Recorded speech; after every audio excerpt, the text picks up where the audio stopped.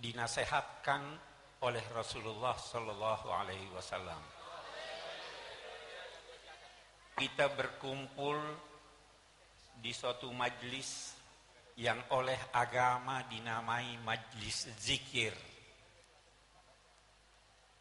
Tidak kurang dari 200 kali kata-kata zikir terulang di dalam Al-Quran. Objeknya bermacam-macam. Salah satu di antaranya adalah berzikir, merenung, mengingat, menyebut-nyebut tokoh-tokoh, lebih-lebih yang memiliki jasa di dalam masyarakat. Rasul Sallallahu Alaihi Wasallam pun memerintahkan kita dengan sabdanya, "Udkuru mahasina mautakum." Renung-renungkanlah, ingat-ingatlah, sebut-sebutlah jasa-jasa, kebaikan-kebaikan orang-orang mati kamu. Karena itu, kita perlu garis bawahi bahwa acara kita ini, acara haul ini adalah salah satu dari ajaran penting dalam agama Islam yang ditekankan oleh Al-Quran dan Sunnah.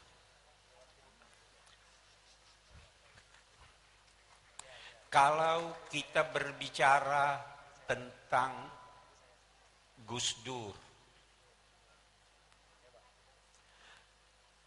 tidak mudah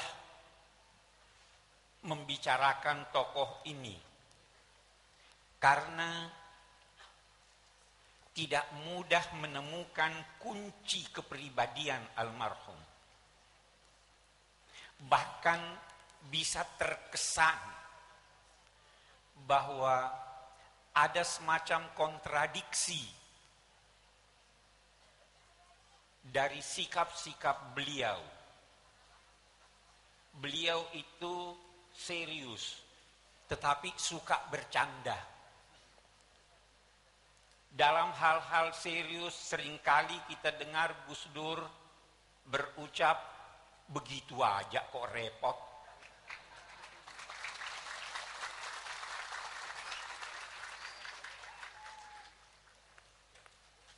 Serius dan bercanda bertolak belakang, tetapi tidak harus dipertentangkan. Gus Dur seorang yang sangat rasional, tetapi dalam saat yang sama beliau percaya suprarasional yang terkadang bagi orang-orang yang tidak mengerti dinamai irrasional. Bertolak belakang. Gus Dur almarhum seorang demokrat, senang bermusyawarah, tetapi dalam saat yang sama bisa terkesan karena kuatnya kepribadian beliau dan kuatnya cara-cara beliau untuk mempertahankan pendapatnya, terkesan bahwa beliau otoriter. Gus Dur, Allah yarham, seorang yang berpijak di bumi Indonesia, melihat jauh ke depan, tetapi dalam saat yang sama tidak pernah tidak menoleh ke belakang.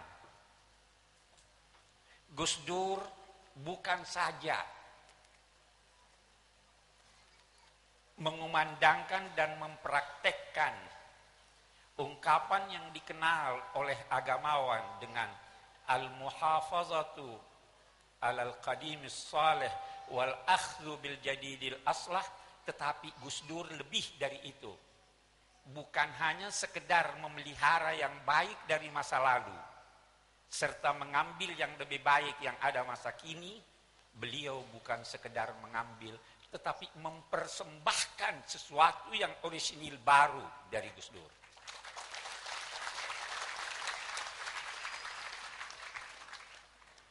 Karena dalam dua tanda petik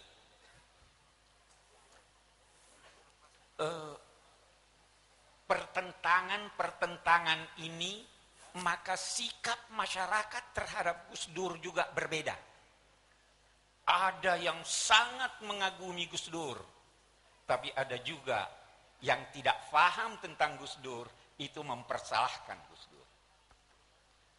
Dalam pandangan agamawan dan ilmuwan, kalau Anda menemukan satu orang yang sikap masyarakat kontradiktif terhadapnya, maka ketahuilah bahwa yang bersangkutan adalah seorang yang jenius.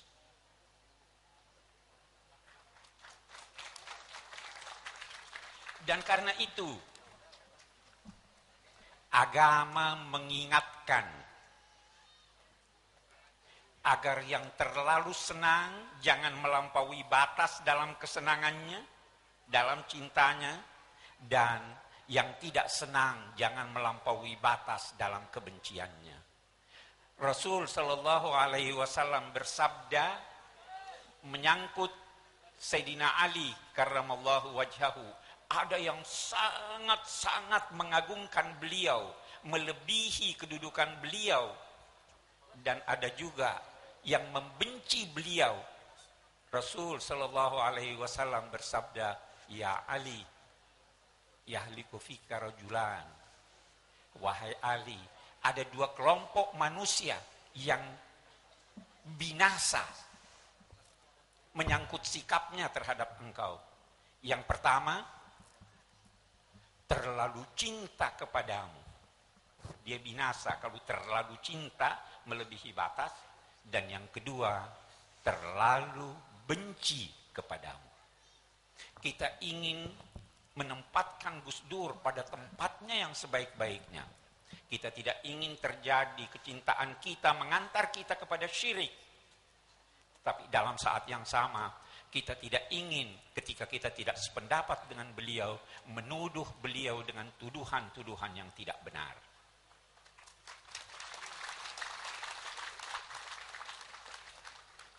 Memang kata para pakar, bisa jadi kalau menurut ukuran akal itu mustahil, tetapi bila kita menggunakan hati, maka itu tidak mustahil. Seorang yang mencapai kedudukan akal yang sehat, tidak mungkin baginya memadukan dua hal yang bertolak belakang.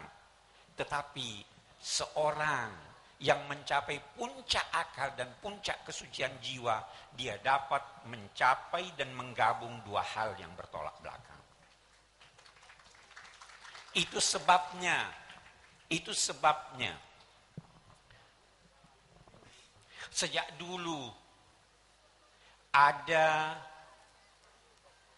filosof yang berkata, sebenarnya bisa jadi ada orang yang berjalan di sungai,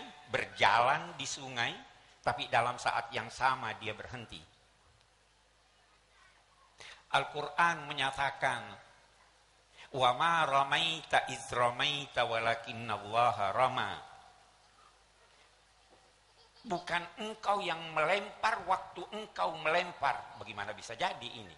Bukan engkau yang melempar pada saat engkau melempar, tapi Allah yang melempar.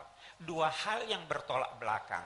Karena itu, ketika kita menemukan dalam ide-ide, dalam pemikiran Gus Dur, faham pluralisme, sebenarnya itu lahir dari pandangan akal yang digabung dengan pandangan hati yang suci. Itu sebabnya sufi-sufi besar yang sebahagian mereka disalahfahami pendapat-pendapatnya, itu berdendang. Ada yang berkata, sekali engkau melihat saya beribadah kepada Tuhan di masjid, dan di kali lain engkau melihat saya mengabdi di gereja. Sekali engkau saya puja dan dikali lain engkau memuja saya. Sekali aku menyembah kepadamu dan dikali lain engkau menyembahku. Itu kata Ibnu Arabi. Hal yang bertentangan, tetapi sebenarnya bagi yang faham itu tidak harus dipertentangkan. Gus Dur dengan faham pluralismenya, ada yang salah faham.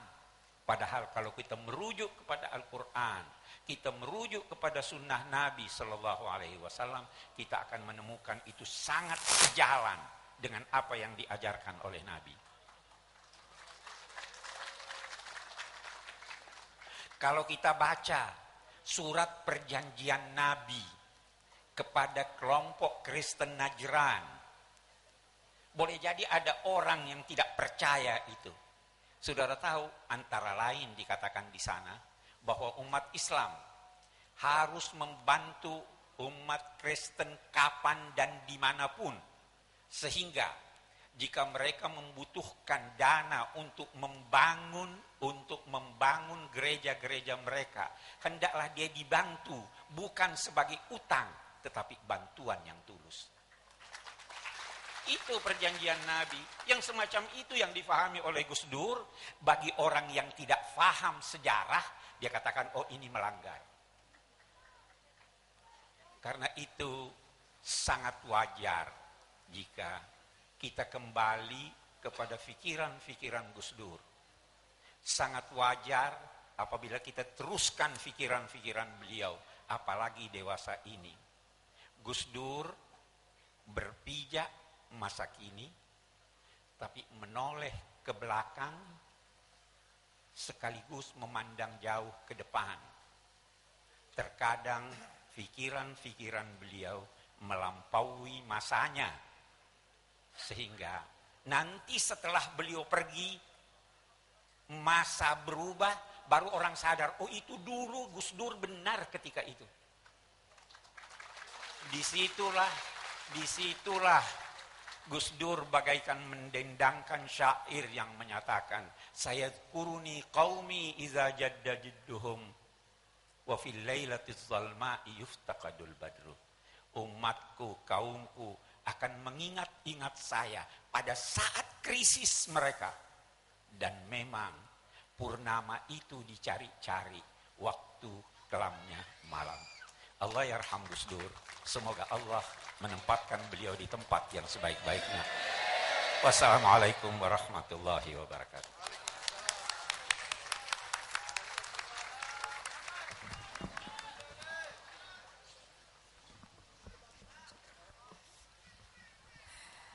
Baiklah hadirin hadirat rahimakumullah. Sebagai acara berikutnya, marilah kita agungkan dan semarakkan suasana malam hari ini dengan pembacaan dan lantunan sholawat kepada Nabi besar Habib Muhammad sallallahu alaihi wasallam, yang mana pembacaan sholawat ini akan dipimpin oleh Bapak Habaib Syekh bin Abdul Qadir Asgaf yang secara khusus datang dari Solo, Jawa Tengah.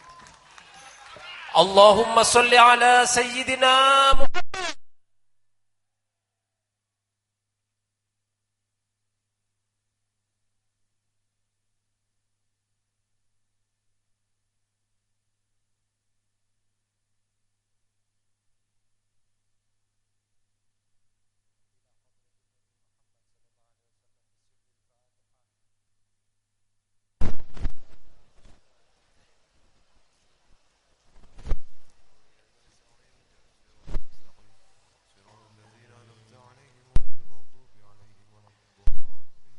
Alhamdulillah, awal pembacaan sholawat ini saya akan menyenandungkan lagu yang sangat saya cintai.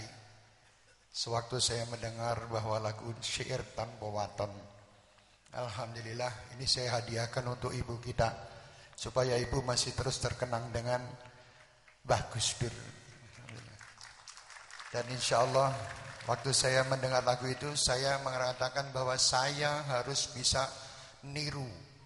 Istilahipun nek cara Jawi kudu saged nembak. Dan alhamdulillah bisa kita tembak, dan alhamdulillah sangat manfaat dan sangat Masya Allah luar biasa syair ini. Mari kita lantunkan sama-sama.